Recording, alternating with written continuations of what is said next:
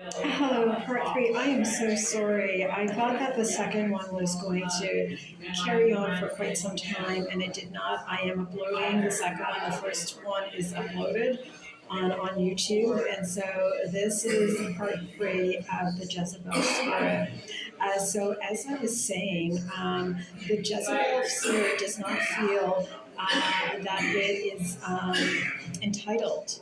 It's entitled. Like it actually feels that the laws that apply are rules and regulations, policy, guidelines, everything that people are supposed to follow and go by. They do not feel that those rules apply to them. So when confronted with having to follow rules and guidelines and laws or whatever, depending on the individual themselves, they take it personal. They take it as an offense because they don't feel like this applies to them. And so, with somebody with the Jezebel spirit, they renounce authority. They don't care for authority. And they don't feel as if people should tell them what they should and should not do. And they do feel that they should be able to do whatever they want, like a child in a playground playing. Like they just feel that they should be able to play in the world and show up in the world as they want, and to be able to do what they want when they want. So depending on the individual and to the degree and the environment and like how daring they are, they don't believe that the rules that apply to everyone else applies to them. So they don't believe this. So authority, they rebel authority. And this is another trait, or this is another, I'm going to say, trait of the Jezebel spirit. They don't want you telling them what to do. They are going to do whatever they want to do. And that is that. And I'm with the Jezebel spirit, and I didn't mention this about the whole lying thing. And like I mentioned about like the string of lies and the falsehoods that they do. When they do this, then they have to keep up the lying because and so the stories, they have to keep up the lies in order to support the lies that they spread. So it's just a lie upon a lie upon a lie upon a lie, and then there's so many lies that of course they forget, because the truth is the truth. When you are telling the truth, it's the same story. It is the truth, and so the truth is always going to show up the same. But when you are lying, of course, it's not the truth. So when you are telling so many lies, it's impossible to remember all those lies that you were telling. So they are telling lies, and they don't even remember the lies that they told before. This is something to look out for. When you hear inconsistencies in somebody who's a carrier of the Jezebel spirit, you need to really take it serious. When, as Maya Angelou said, when somebody reveals to you who they are, believe them. Believe them. So when the Jezebel spirit, when you're dealing with someone with this type of spirit and you see inconsistencies in what it is that they're saying, we need to examine it. We need to look at it and not just think, oh, you know what, this is just me. I'm making this up. I must be paranoid. I'm imagining things.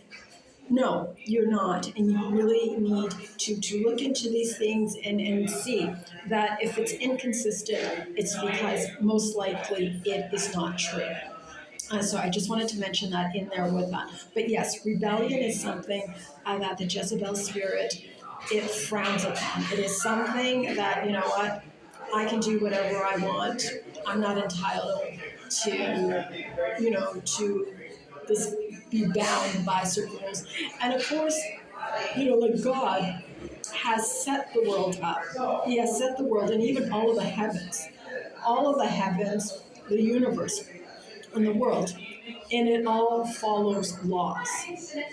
It all follows rules. It all follows guidelines. God Himself, the creator of all, follows rules, follows guidelines, follows laws that He Himself has created. And all the angels in heaven, the creatures, everything, they all follow rules. God is a God of order. He's a God of order. And when you are dealing with somebody who has the Jezebel spirit, it is chaos everywhere. No order, because they don't believe in rules. So everything is chaotic. They follow wherever they go. A smoke of chaos follows them wherever they go, because they do not believe, and they do not believe, and they do not. This is not something that they embrace. Following order. Life about them is not order, it's chaos. And like I said, with the lying in and of itself is so many lies that creates chaos, because they can't remember all the lies that they've told.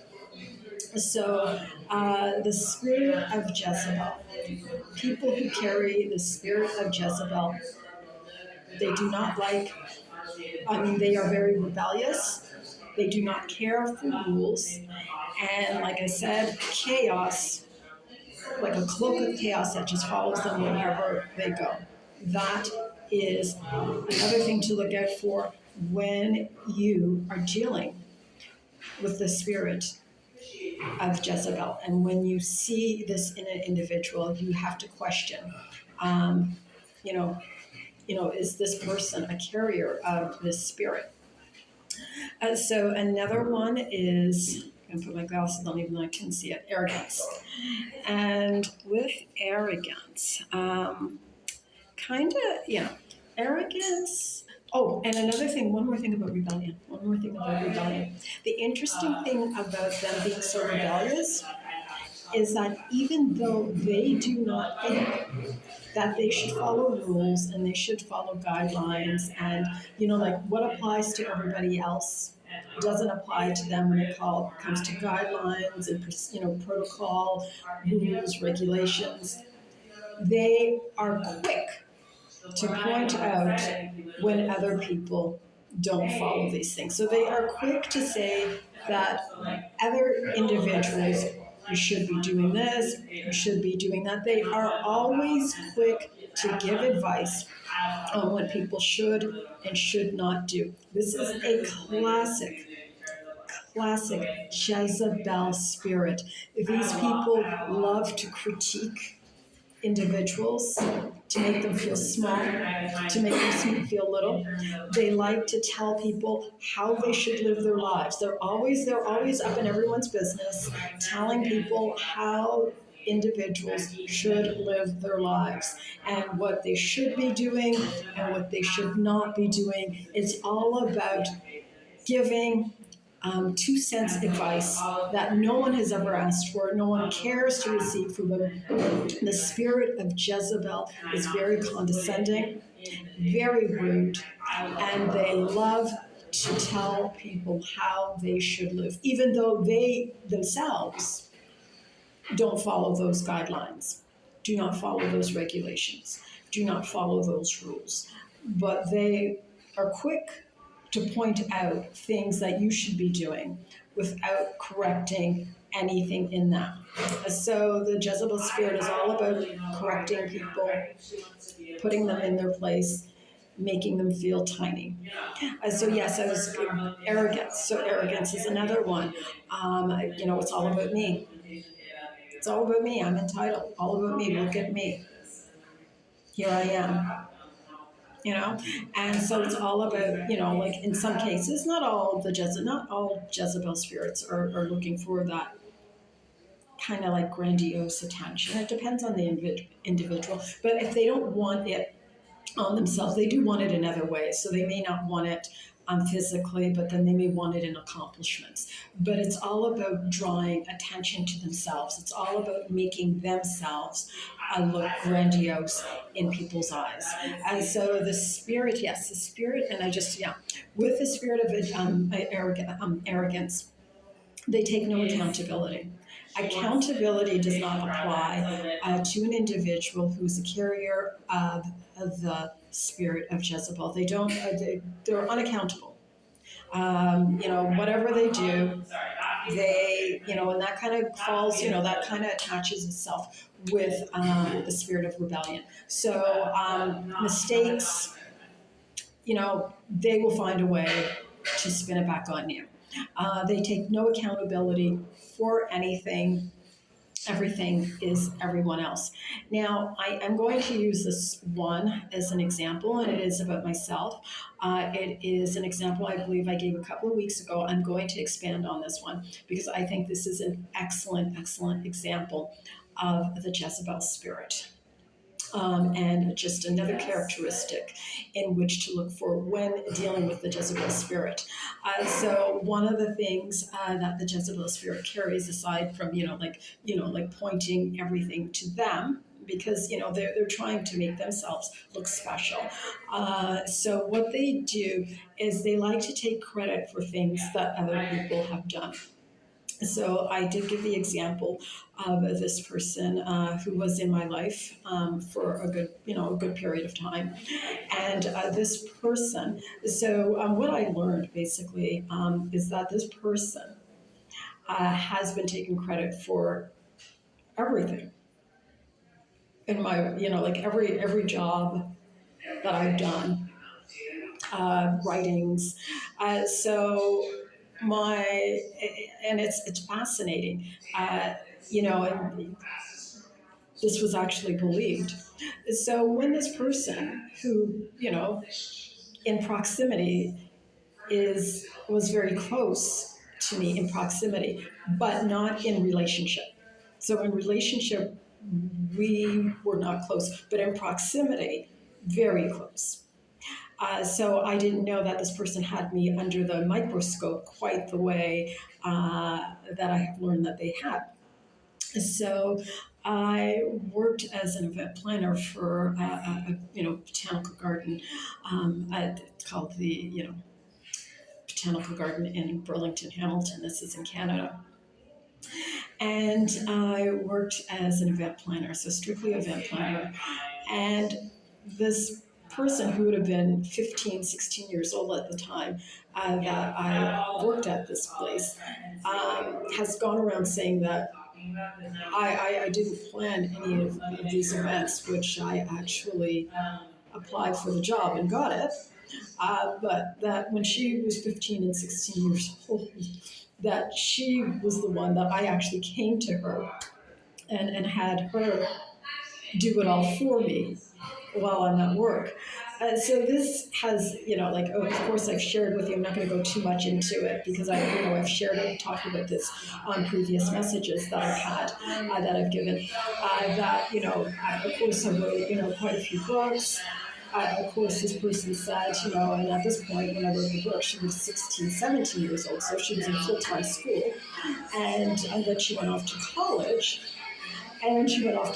So I mean, she basically said that she wrote all my books, that she planned all the events, and this is what I learned that she's been sharing with people, that I didn't do any of this. Like I could go to the jobs and get them, but she's applied. She's the one who planned all the events, did all the book writing when she was in 15, 16, 17 years old. And, then, of course, when I was working as a event planner and communications coordinator, again, she did all the event planning and all the webinars and all the communications when she was in college.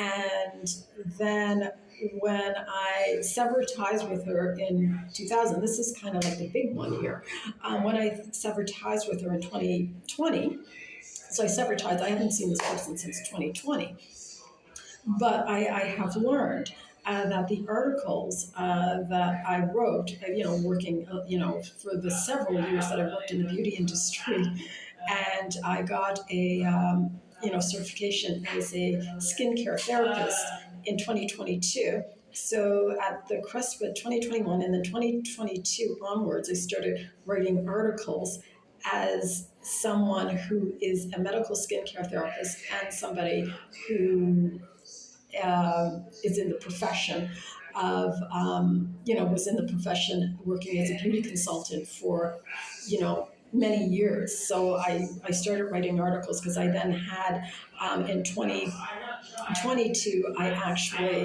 became a certified medical skincare therapist. I started writing articles from the education that I had in 2022 and the many years experience that I had as a beauty consultant. I started writing them, and she has been telling people, and I've had no contact with this individual, that she was the one who wrote all those articles that I have had no contact with since 2020. And I started writing these articles in 2022 after, just prior to getting my certification. And then after getting my certification, right up until I left, until I was homeless and I was living on the streets. And then I was still actually writing a few articles even when I was homeless in Canada. But I was even homeless and I was writing them. And she said that she was the one who wrote all of these when she was not even in my life. And it's interesting, she went around, doing a public service announcement on all of these, and she went around telling people and letting people know that she didn't like me, yet she was willing to do all of those articles for someone she doesn't like and someone who hasn't seen her since 2020. Now, and people believed this. Like, this is a fascinating thing. Like, look, I have fallen for, I've been gullible in my time too. These things happen. But I share this story because for people to believe something like that someone from the age who she's never worked a day as a beauty consultant. She's never worked a day. She doesn't have any education in the beauty industry. She doesn't have any education as an event planner. She doesn't have any education as a writer. She doesn't like from what I do to what she does is like, say, somebody who's a pilot for someone who's a chef. Like, it's completely different spheres. And people actually believed this. And this is what I'm trying to say here. And look, I believe things too. I've been gullible too, to believe things and then look at it and say, how could I have been so stupid to believe something so just ridiculous? But we believe things, and we need to become more heightened in what people are presenting to us. Like, why would someone, like, you're not, like, I wasn't even in connection with her. And she was practically a kid when she said, and I mean, I'm the one going on these interviews, and the one who has the academics as well as the practical experience, and she has none. Yet people actually believed that this person who's 15, 16, 17, 18, and then of course, she said that she's, a professional in her business, and she's just, like, doing this job that she's doing professionally, which, like, is completely a different sphere from what I do. So she's doing all of this and she has all this time, and people believe it. And what I say is this, because when people present us with stuff like this, we don't want to offend. I get it. We don't want to believe that somebody could be that diabolical and that someone could, make up falsehoods like that. We don't want to believe it. I don't want to believe it. I don't want to think negatively of people like that. But we have to listen to what people say, take it back in prayer, ask God, and, just say, does this make sense? Okay, does this make sense? And does this make sense? And I'm going to kind of do this whole walking thing because this person, my time is up. And see, this was from all these cuts and everything. I'm so bad. There's going to be a part 4. I'm sorry, there's going to be a part 4. Okay.